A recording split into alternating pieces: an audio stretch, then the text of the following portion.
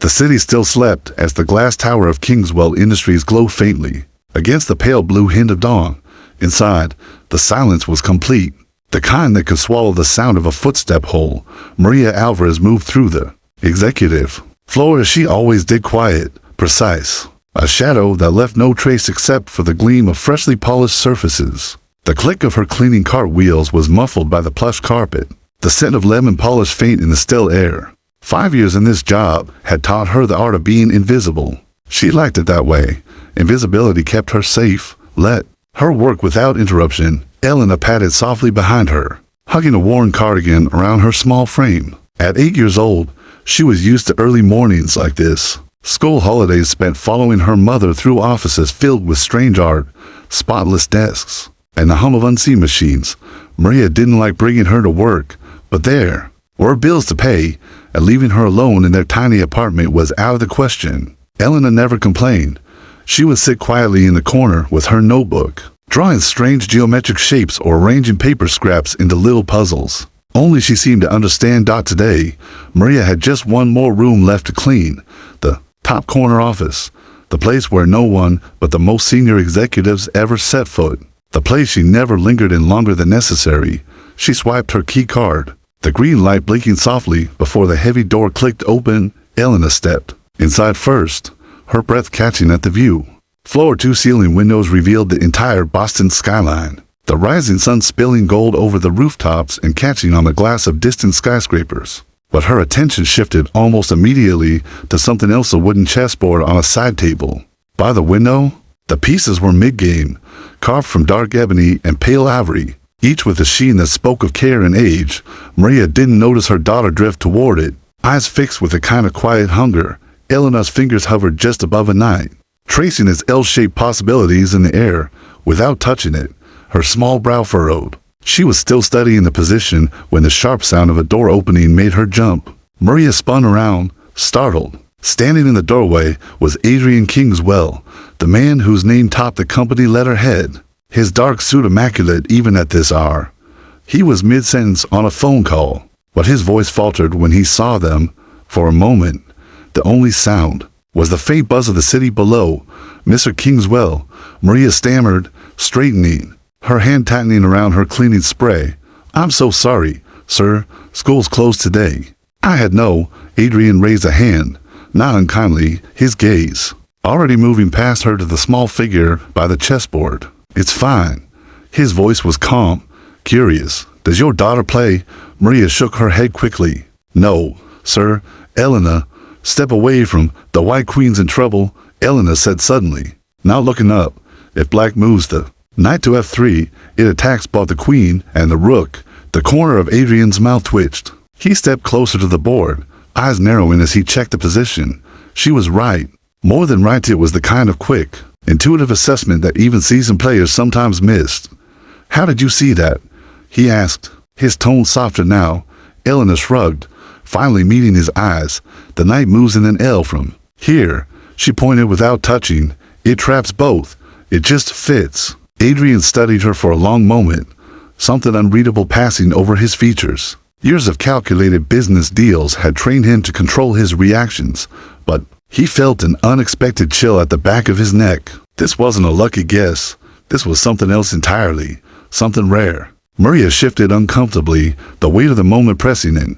She didn't know it yet, but in that quiet, golden-lit office, something had shifted. Adrian Kingswell, who could read the hidden angles in a merger before the papers were signed, had just recognized a pattern of a very different kind, one that would pull all three of their lives into a game none of them had prepared for.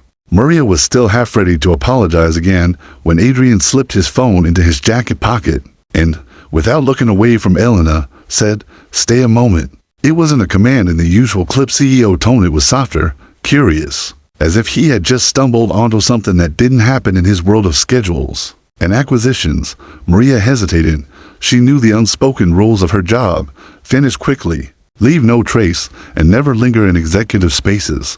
But something in his voice made her pause. Elena, oblivious to the sudden gravity in the room, leaned closer to the board, her small hands hovering as if she could feel the weight of each piece through the air. "You've never played chess?" Adrian asked again, this time pulling out. The chair opposite her, Elena shook her head, curls bouncing. I've seen pictures, but no one's shown me the rules. Then how do you know what the knight can do? I just see it, she said, frowning a little as if trying to explain something obvious.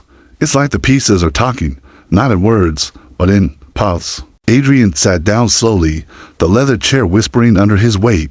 He turned the board toward himself, studying the position. She was right, there was a fork opportunity. Most beginners wouldn't even notice, let alone articulate. He'd spend years memorizing patterns, drilling openings, building strategies under coaches who charged more per hour than most people earned in a week. And here was an 8-year-old who claimed the pieces simply spoke to her. Maria shifted nervously, wiping her palms on her uniform. Mr. Kingswell, we should let you work. I'll finish here quickly, and I'm not working, he interrupted. Though the corner of his desk was stacked with neatly ordered files, his eyes were fixed on Elena. I'm playing. He moved a pawn forward. Your move. Elena looked up at her mother for permission. Maria gave a tiny nod. Elena's fingers hovered over the black knight before moving it with a sure, deliberate click to F3. Adrian smiled faintly. Not because she'd made the fork he'd expected that, but because of the way she did it. No hesitation, no uncertainty. As if she had been playing her whole life in her head. He slid his queen back to safety. But already Elena's gaze had shifted elsewhere, scanning diagonals and ranks like a hawk tracing the wind. She pointed at his bishop. That one's trapped. If I move here. She stopped herself, glancing at her mother again. Maria's brow furrowed. Elena, don't, no, let her, Adrian said, leaning forward. Show me. She did, and in 3 moves, his rook was gone. The game wasn't over, but the balance had shifted, and Adrian knew it. He sat back, the faintest trace of something almost like awe in his eyes. Maria, I'd like to see Elena try a full game. Not now. He added quickly at Maria's startled expression. But soon, after school, perhaps. That's not, Maria began, but he was already scribbling something on a notepad, tearing off the sheet, and sliding it across the polished desk. My assistant's number. If you're willing, set a time. I'll clear my schedule. Maria took the slip reluctantly, feeling as though she had just agreed to something without saying a word. As she guided Elena out of the office, Adrian remained at the chessboard, staring at the pieces as though they had whispered a secret to him he couldn't quite believe. In the elevator, Maria finally exhaled. You didn't touch anything else, did you? No.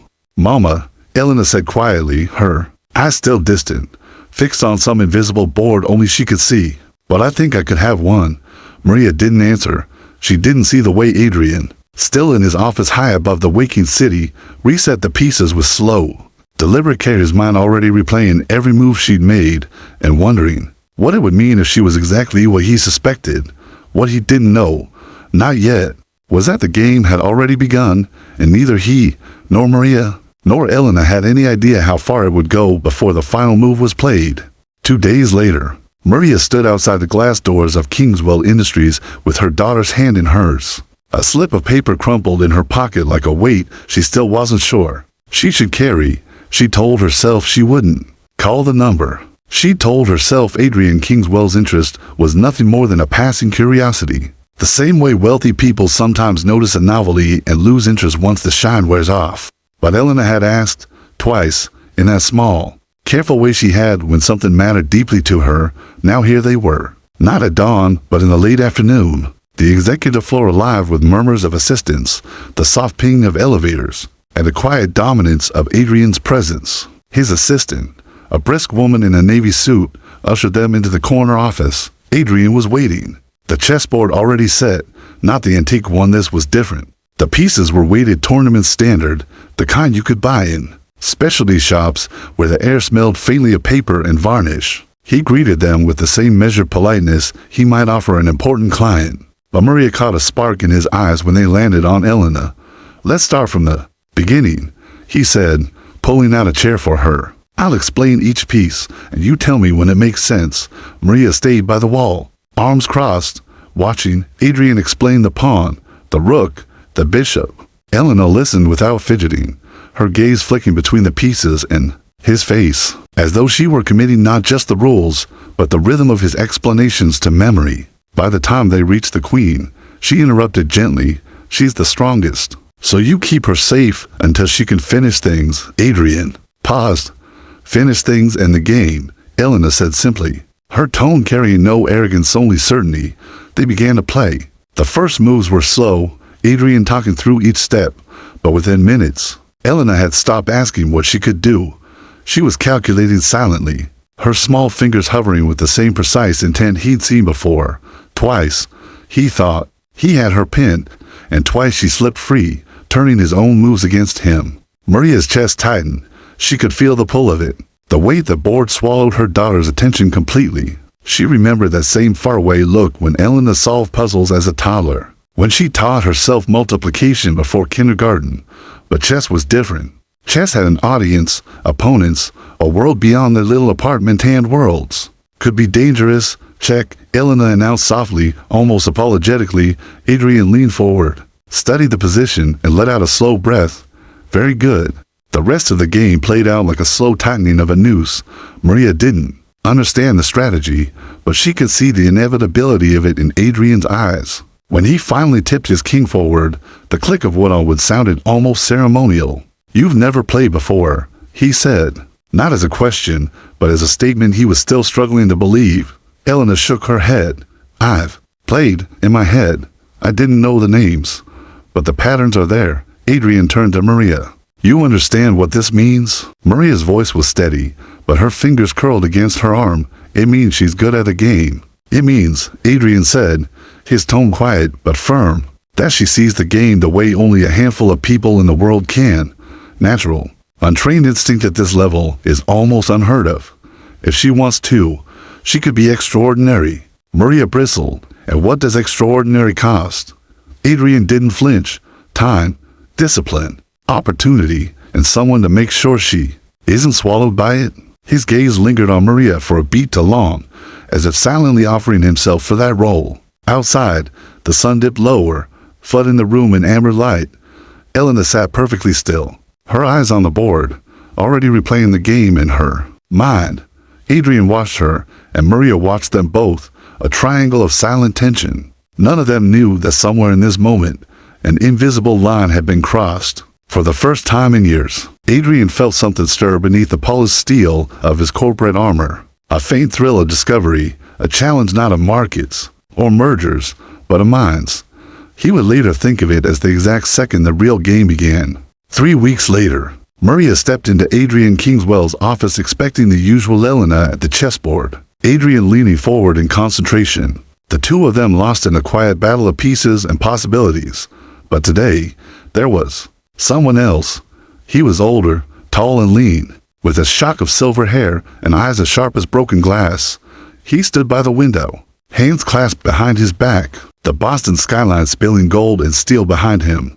Even without the introduction, Maria could tell he wasn't just another business associate. There was something about the way he scanned the chessboard, his gaze moving like a hawk following prey. Maria, Adrian said, standing. This is Victor Hale, former international grandmaster. Maria's stomach tightened. She'd heard the name before, years ago on the evening news, when a young American prodigy had made an improbable run at the World Championship. That prodigy had been Victor. What's he doing here? She asked, her voice carrying more edge than she intended. To play a game, Victor said simply, his voice low and precise. With your daughter. Elena's eyes widened, then narrowed, as if something in her small body recognized the weight of the challenge. She slid into the seat opposite him, without hesitation, her small hands resting on the edge of the table. Maria opened her mouth to protest, but Adrian cut in. I asked Victor here because I want to know exactly how deep her instinct runs. He's the best I know. The room grew still. The air felt thicker somehow, as if the office itself understood what was about to happen. Victor made the first move, sliding a pawn forward with a soft click. Elena's eyes flickered over the board. Then she mirrored him, her move crisp. Without hesitation, within minutes, the rhythm changed. Victor's expression, initially polite, began to harden.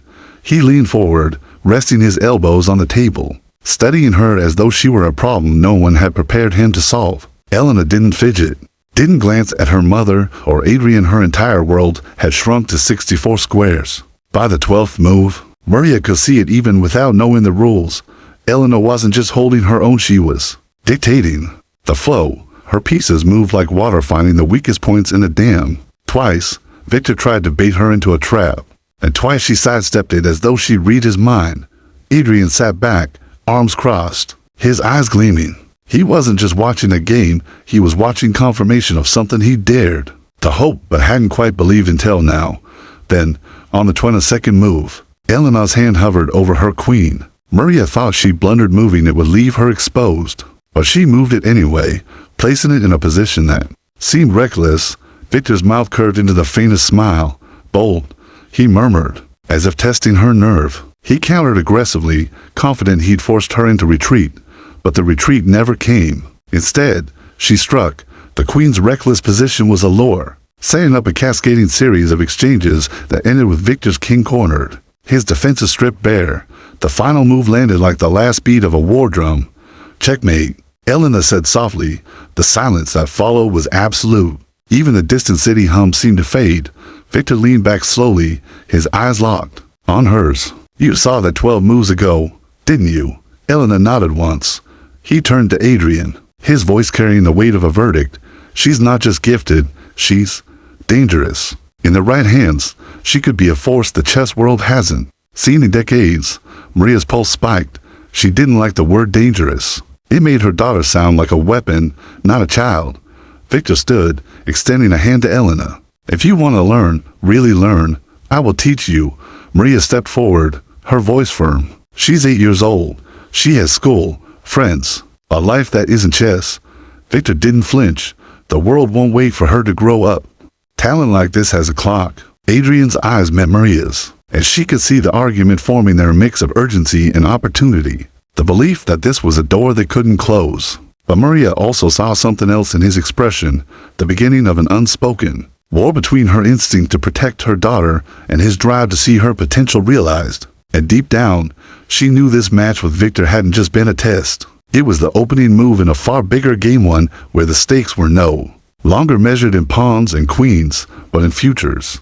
The Civic Center's glass door swung open, and a rush of cold January air followed Maria and Elena inside. The space was cavernous, high ceilings, echoing footsteps, and the low hum of hundreds of murmured conversations. Tables stretched in endless rows, each one set with identical chessboards. Clocks waiting like small, ticking hearts. Elena's first real tournament was nothing like the quiet, controlled environment of Adrian's office. Here, the air was charged. Children, impressed uniforms whispering in foreign languages, coaches hovering with clipboards, parents scanning the competition like generals before a battle. The scent of brewed coffee mixed with the faint metallic tang of anticipation. Maria had thought she could hide in the background. She had been wrong. From the moment they entered, eyes turned, some curious, some dismissive. Whispers followed. Then down the aisle between boards. That's her, the janitor's daughter, one voice hissed. The one who beat Hale in a practice match. Adrian was already there, standing near the registration desk, his tailored coat immaculate against the chaos. He handed Maria the lanyards, one for her, one for Elena. Coach Hale is waiting by her board, he said, lowering his voice. Don't let the noise get to you. It's louder than it looks. Maria glanced toward the far corner where Victor stood, his posture sharp, eyes scanning the room.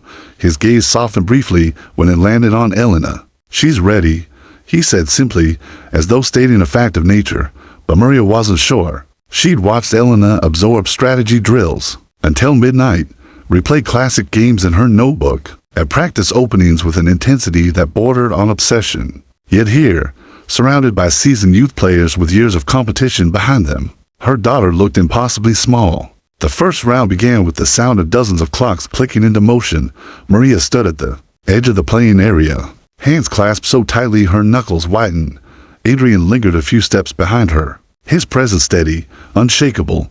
Elena's opponent was a boy at least 3 years older, his blazer marked with the insignia of an elite academy. He played fast, pieces moving like a blur.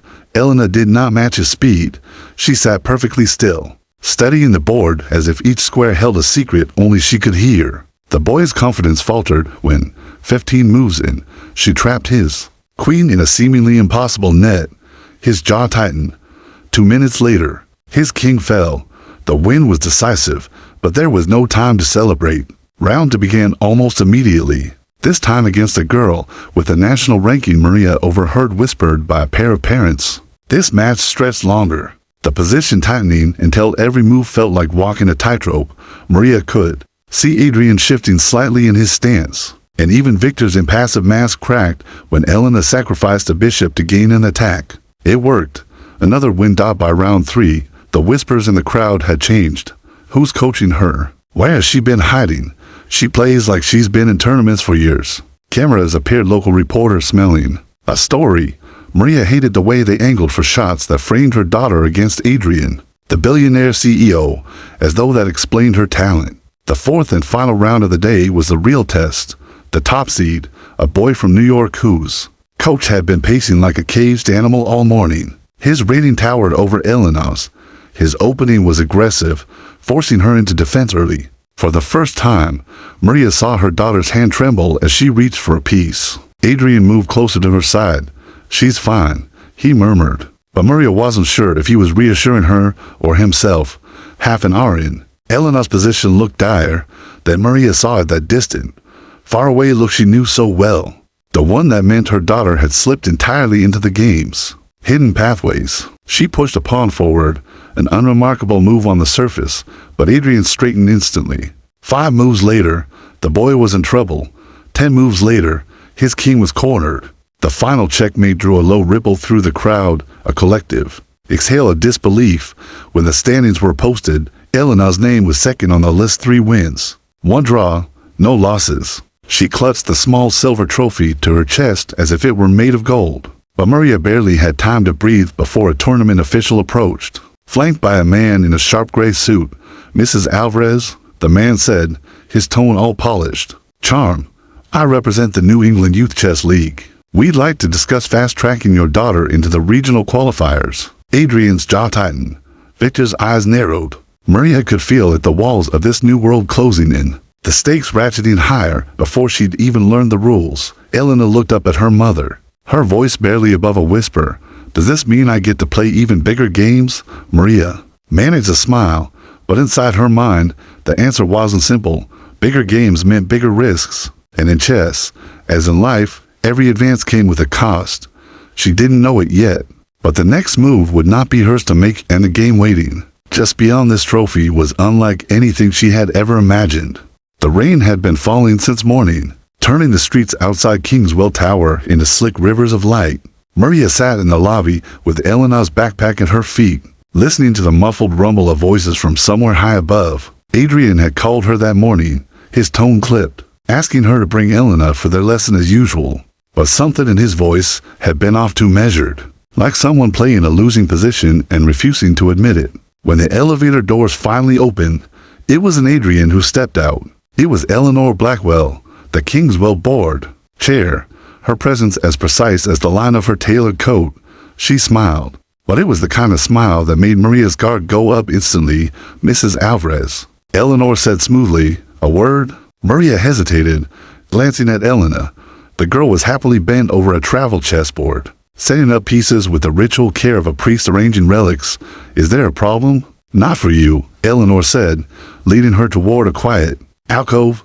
"For Adrian, the board has concerns. His involvement with your daughter has drawn attention. Media coverage, sponsorship expenditures. This is not our core business, and shareholders are asking questions." Maria's chest tightened.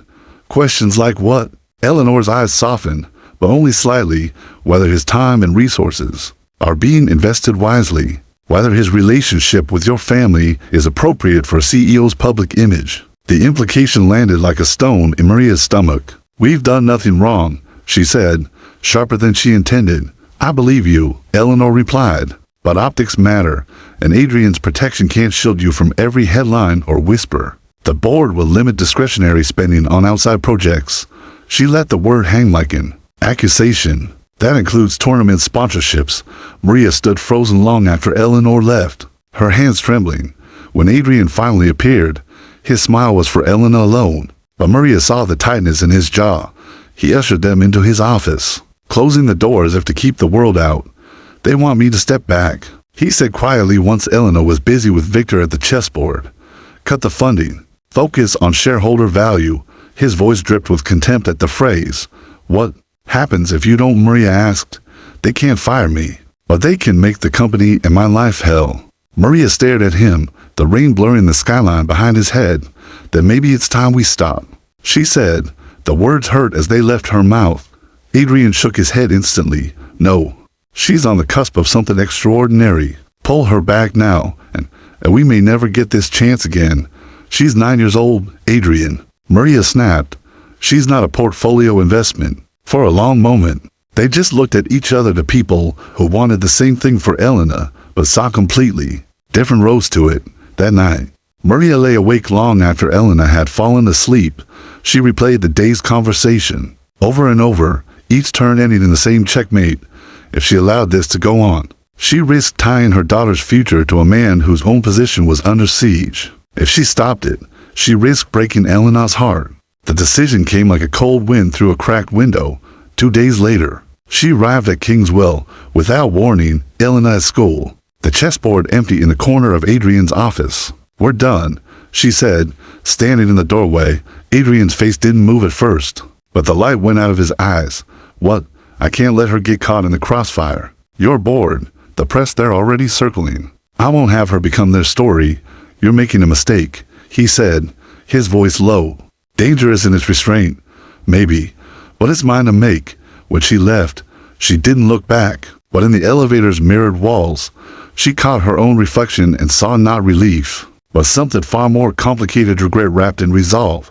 That week, Elena's lesson stopped. The apartment felt quieter, without the click of chess pieces or Adrian's warm baritone coaching her through impossible endgames. She still played alone, but the fire in her eyes had dimmed, replaced by a kind of restless calculation. Maria didn't know how to soothe Dot. And far above, in his office high over the rain-slicked city, Adrian Kingswell stood at the window with his hands in his pockets, watching the lights flicker on below. Somewhere, he knew, Maria was convincing herself this was the safest move, but he also knew something she didn't.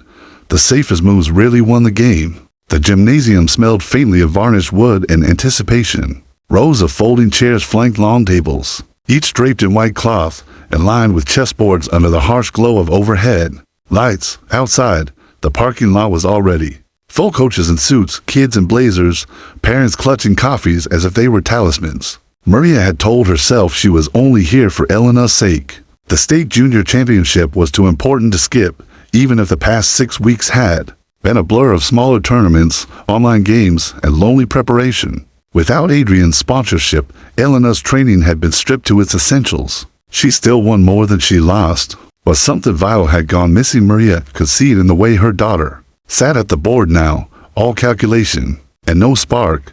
They were halfway through the second round when Maria felt the change in the room. It was subtle at first, a ripple through the crowd, a few heads turning toward the entrance, murmurs threading like low wind through tall grass. She didn't have to look to know who it was. Adrian Kingswell walked in as if he belonged there, his dark coat falling open, the tournament official at his side. Conversations paused, cameras lifted. Maria's heart stuttered. He wasn't supposed to be here. He didn't go to her. He didn't even glance her way. He walked straight to the far side of the hall and stood behind Elena's board, far enough not to distract, close enough that she couldn't miss him. Maria saw the moment Elena noticed. Her shoulders straightened. Her eyes lit in a way Maria hadn't seen in months. The next move she made was swift, confident, and audacious. By the time the match ended, Elena had crushed her opponent with a rook sacrifice so clean it drew applause from nearby boards. She turned in her seat, scanning the crowd until she found him. Adrian smiled, small, proud, without needing words. Between rounds, Maria found herself walking toward him before she realized she'd made the choice. You shouldn't be here, she said under her breath. Then throw me out, he replied, his voice quiet but charged. Or let me tell you why I came. This isn't about you and me. It never was, he said. It's about her. And she's not the same without all of us in her corner. Maria wanted to argue, but the truth sat heavy between them. She'd seen it today, the way Elena's play came alive with him nearby, the way she'd stopped glancing at the clock like a countdown. The fourth and final round paired Elena against the reigning state champion, a boy 2 years older, with a reputation for grinding opponents into mistakes. The match dragged on for nearly 2 hours, the crowd swelling as the position tightened. Maria stood on one side of the board, Adrian on the other. Victor somewhere in the second row watching like a hawk dot. At one point, Elena's king was trapped. In the corner, her queen boxed in, the boy's pieces closing like a noose. Maria's throat was tight, her nails digging into her palm. Adrian leaned forward slightly, not speaking, but Maria saw the flicker of recognition in his eyes. He'd seen what Elena had just seen. She reached for her knight. The move looked almost absurd, sending it across the board into enemy territory. The champion's face split into a smirk. Then, move by move, his smirk faded. The knight wasn't a random attack. It was the first step of a lethal net, each piece clicking into place like tumblers in a lock. 7 moves later, his king was pinned. Checkmate. The crowd erupted. Cameras flashed. Maria felt dizzy with relief and disbelief. As Elena accepted her trophy, the tournament director took the microphone. Before we close, I have a special announcement, he said. This year's state junior champion has also been awarded a full sponsorship to compete international. This funding comes from a newly established trust set up anonymously to support her chess career. For the next decade, Maria froze, her gaze cut to Adrian, but he was watching Elena, not her. The director continued, it covers coaching, travel, tournament fees, and education. No conditions, no repayment, just the belief that talent like this deserves the chance to grow. Whispers rippled through the crowd. Maria's chest ached with understanding. It was him. Even after she'd cut him out, even after the board's pressure, he'd found a way to give Elena everything without putting his name on it. When the hall finally emptied, Elena clutched her trophy and the sponsorship letter, her eyes shining. Mama, she whispered, we can go to the big tournaments now. Maria looked at Adrian, who stood a few paces away, hands in his pockets. Meeting her gaze without flinching, she walked toward him, stopping just close enough that her voice wouldn't carry. You could have told me. You'd have said. No, he replied. She shook her head, a half laugh, half sigh escaping. You infuriate me, and yet, he said quietly, you let me stay today. Maria glanced over her shoulder at Elena, who was showing her trophy to Victor with unfiltered joy. She played like herself again, she said. That's all I wanted, he answered. The rain had stopped by the time they walked out together. Elena between them, Maria didn't take his hand, but she didn't step away when his arm brushed hers. For now, that was enough. Somewhere ahead was another game, another board, another risk. But for the first time in months, they were playing it together. And deep down, Maria knew whether in chess or in life, some moves are worth every consequence.